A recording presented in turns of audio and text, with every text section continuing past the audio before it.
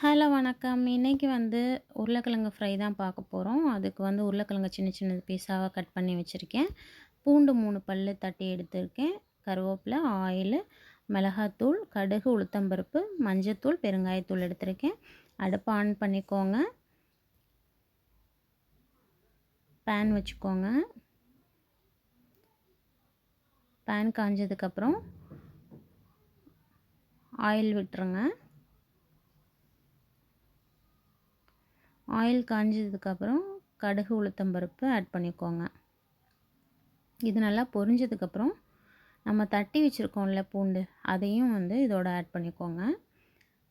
நல்லா மிக்ஸ் பண்ணிக்கோங்க.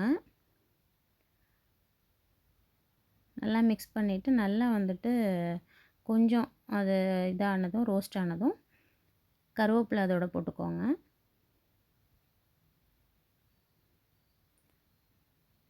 கருவேப்பிலை போட்டு ஒரு பெரட்டு பெரட்டிட்டு மிளகாத்தூள், மஞ்சத்தூள்,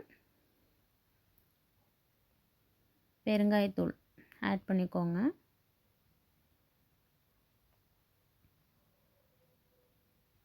ஆட் பண்ணிவிட்டு இப்போ உருளைக்கிழங்கு இதில் ஆட் பண்ணுறோம். ஆட் பண்ணிவிட்டு நல்லா மிக்ஸ் பண்ணி விடுங்க.